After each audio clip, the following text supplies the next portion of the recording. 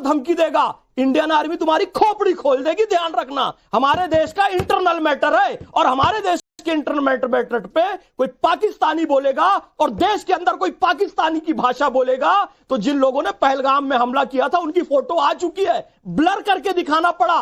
पाकिस्तान के यदि वो व्यक्ति सुन रहे हैं, वो डॉन सुन रहा है जो अपने आप को समझता है, तो बेटा सुन ले, Indian army, colonel Sofiya Qureshi, wing commander Vyomika Singh काफी है तुम जैसे गुंडों के लिए, और उन लोगों के लिए भी काफी है। 1947 में हम सब जानते हैं कि हैदराबाद को पाकिस्तान से मिलाने के लिए रजाकारों ने साजिश की थी। आज आडवाणी जी याद आ रहे हैं, कासिम रिजवी याद नहीं आ रहा है, तुम्हारा चचा, तुम्हारा अब्बा, तुम्हारा दादा जो गया था दिल्ली के लाल किले पर, निजाम शाही का झंडा फहरा दूंगा और जवाहरलाल नेहरू जी को खत्म कर दूंगा, सरदार वल्लभ भाई पटेल को खत्म कर दूंगा, यह कहकर हैदराबाद को इस देश से अलग करना चाहते थे। आज वो देशभक्ति की यहां पर बात कर रहे और हमको सिखा रहे। फिर कहता हूं, इस्लाम मोहब्बत सिखाता है, अमन सिखाता है, प्रेम सिखाता है, ये लोग इस्लाम का नाम बदनाम करे। और राकेश पांडे भी एक बात ध्यान देना, ये एक कोई हीरोइन बन के आ रही है, पता नहीं क्या नाम, वो हिजाब पहन के आ जाती है, अभी 2 दिन पहले नाच गाना करती थी, ठीक है, अल्लाह उसको हिदायत दे। मुझे इतना गुस्सा आ रहा है कि मैं नीतीश कुमार जी को ऐसा कर दूंगी। अरे तुझे शामली के उस गुंडे हत्यारे बदमाश पे गुस्सा नहीं आया जिसने हिजाब नहीं पहनने के नाम पर एक स्त्री को मारकर दफना दिया, 2 छोटी छोटी बच्चियों को मारकर दफना दिया। ये हैदराबाद वालों को गुस्सा नहीं आता, गल्फ से शेख आते हैं, 11-11, 12-12 साल की बच्चियों से मुताह निकाह करते हैं, उनकी खरीद फरोख्त करते हैं, तब इन लोगों को गुस्सा नहीं आता है। आदिल बोलिए। सुनिए, मेरा कहना है साफ साफ राकेश भाई, ये जो फैज खान जो बोल रहा है, किसको बोल रहा है तो नहीं जानते हैं, क्योंकि मजलिस इत्तेहादुल मुस्लिमीन 1958 में बनी, और हम मुर्दाबाद बोल दो, गोडसे मुर्दाबाद का तो बहुत शौक है तुमको, बोलो कासिम रिजवी मुर्दाबाद बोलो। अरे फैज खान, इतना तुमसे तुम्हारे चैनल पे नहीं आया हूं, राकेश हो गया, चैनल पे आया। गोडसे मुर्दाबाद में बहुत मजा आता है, असली जो विभाजनकारी है उसका नाम लेके बोल दो मुर्दाबाद।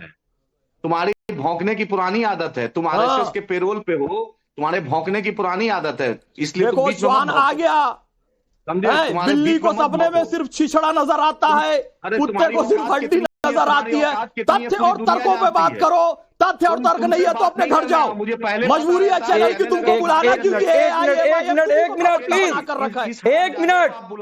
एक मिनट फैज भाई आपसे भी कह रहा हूं और आदिल हसन आपसे भी कह रहा हूं, ये चौक चौराहे पर डिबेट नहीं है, देश के सबसे पुराने मीडिया हाउस पर आप बैठे हुए हैं, तो थोड़ा सा आप उसके स्टैंडर्ड को मेंटेन करिए, डिसिप्लिन को मेंटेन करिए। ये बात मैं दोनों लोग से कह रहा हूं। और आदिल भाई आपको भी पहले टोका था कि असंसदीय शब्द नहीं, आप मत बातचीत करिए फैज खान से, ये मैं आपको विकल्प दे सकता हूं, लेकिन गाली गलौज का विकल्प नहीं दे सकता हूं। आदिल हसन, कुड़ते रहो, तिल मिलाते रहो, गाली गलौज का विकल्प मैं किसी को नहीं दे सकता हूं। ये मैं बिल्कुल टॉलरेट नहीं कर सकता हूं कि कोई किसी के लिए गाली गलौज के शब्द का इस्तेमाल करे, और किसी के लिए मतलब किसी के लिए। आदिल एक मिनट, फैज भाई रुक जाइए, फैज भाई रुक जाइए प्लीज, वो प्लीज कुछ बच्चे प्लीज होल्ड ऑन, साइलेंट हो जाइए, hold on. Sorry Rakesh Adil भाई, मैं फिर कह रहा हूं, आपका विरोध हो सकता है, होना भी चाहिए जो आपको गलत लगे, लेकिन अगर संविधान की बातचीत करते हैं तो संवैधानिक तरीके से होगा कि संविधान में मैं आपको चैलेंज देता हूं, आप तो वकील भी हैं, संविधान के किसी पन्ने पर, किसी कोने, किसी धारा, किसी उपधारा, जो भी हो आपके हिसाब से दिखाइए कि किसी की बात अच्छी नहीं लगे तो हाथ तोड़ देने की बात लिखी हो। एकदम संविधान में राइट टू प्राइवेट डिफेंस है, हाथ तोड़ने की बात कहां लिखी है दिखाइए। राइट टू प्राइवेट डिफेंस है, संविधान कहता है राइट टू प्राइवेट। एक लड़की की इज्जत अस्मिता को आप तार कीजिएगा और लोग चुप बैठेंगे। मुख्यमंत्री को इतना ही भाव था तो मुख्यमंत्री उस लड़की को सीएमओ में बुलाकर माफी, छोटी बच्चियों का मुद्दा निकाह करवा रहे हैं ये लोग, देखिए चेखों को बुलाकर बिकवा रहे हैं बच्चियों को। फैज भाई रुक जाइए, फैज भाई रुक जाइए, होल्ड ऑन, फैज भाई रुक जाइए, ये सरकारी दलाल है, इसको क्यों बीच में? अरे प्लीज, मैंने रोक दिया दिल, प्लीज मत टैगिंग पर जाइए, मत सर्टिफिकेशन पर जाइए प्लीज, फिर वो आपको कुछ बोलेंगे। बीच में इसको भौंकने की आदत है, मैंने रोक दिया उनको, रोक दिया। मैं ये मान लूं कि आदिल हसन के हिसाब से संवैधानिक मर्यादा मिल जाती है हाथ पैर तोड़ने की। एकदम सुन लीजिए, ये हमारी अस्मिता की बात है, ये पहचान की, ठीक। डिग्निटी की बात है। गुड। जिस तरीके से गिरिराज सिंह ने बोला, हाँ। संजय निषाद ने बोला, और नीतीश जी को ये बुलाकर, हाँ। उस लड़की को बुलाकर सीएमओ में माफी मांग के मामले को खत्म क्यों? नीतीश जी माफी ठीक। मांगने में क्या दिक्कत है? ठीक है मनीष आप ही पांडे। बताइए, राकेश भाई, मेरी बहन के साथ होगा, गिरिराज सिंह की बेटी के साथ होगा तो गिरिराज सिंह चुप रहेंगे? ठीक ठीक ठीक। मनीष संजय पांडे निषाद चुप रहेंगे? मनीष पांडे, आप ही बात बताइए। बुरी लगी है और इसलिए अब इस देश में संविधान के हिसाब से बकौल आदिल हसन हाथ पैर तोड़ने का खेल होगा, क्योंकि नीतीश कुमार ने हिजाब हटाया, बुरा लग गया, संजय निषाद ने कुछ कहा, बुरा लग गया, तो हाथ पैर तोड़ देंगे। कुछ कहा, बहुत कहा। हाँ ठीक है, राकेश बहुत भाई। कहा। चलिए मनीष पांडे। देखिए मुझे लगता है उस नीतीश कुमार को, जिसको उसके राज्य की महिलाएं 8-9% अधिक वोट करती है, उसमें हिंदू महिलाएं भी हैं, मुसलमान महिलाएं भी, उसे किसी आदिल भाई जैसे लोगों से सर्टिफिकेट लेने की या देश के किसी भी ऐसे मुस्लिम नेता से सर्टिफिकेट लेने की मुझे नहीं लगता कि कोई जरूरत है। अब रही बात ये कि जो लोग शरिया का कानून लागू करना चाहते हैं इस देश के अंदर में, उनको हर जगह, चाहे वो फैशन शो हो या फिल्म इंडस्ट्रीज हो या न्यूज एंकरिंग हो, हर जगह उन बातों को लागू करने की बात करनी चाहिए, ना कि अपने सहूलियत के हिसाब से। कहीं पर तो हिजाब लागू होगा और कहीं पे कुछ और लागू होगा। भाई ऐसे कैसे हो सकता है? या तय कीजिए कि हिजाब चलेगा या नकाब चलेगा। जिन लोगों को हिजाब और नकाब में फर्क नहीं समझ में आता, जरा वीडियो को बार बार गौर से देखें। नकाब की जगह हिजाब भी चल सकता था, बुर्का कहते पहन के आ जाने के लिए।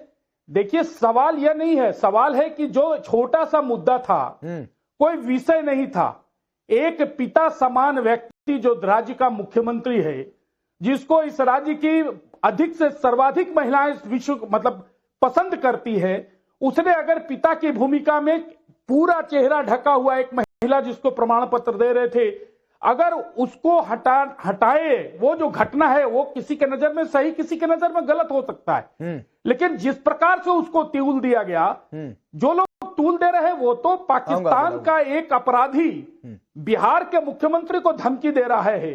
अगर उस पर 2 शब्द की भी अपनी चिंता प्रकट किए होते ना, तो मुझे लगता कि ऐसे लोगों के जहन में, दिलो दिमाग में थोड़ी बहुत संवेदनशीलता है। लेकिन यह कैसा प्रोपगंडा भाई, ये कैसा नैरेटिव, चिंता का विषय है मुझे लगता है, और बेवजह किसी बात को तूल देने की कोशिश की जा रही है। ठीक है। तौसीफ शाह, इल्तिजा मुफ्ती ने कहा जिंदगी, आऊंगा आदिल, एक बार सब लोग बोले, जिंदगी भर ना भूलने वाला सबक सिखाएंगे। कौन सा ऐसा सबक होता है, जरा समझाइए।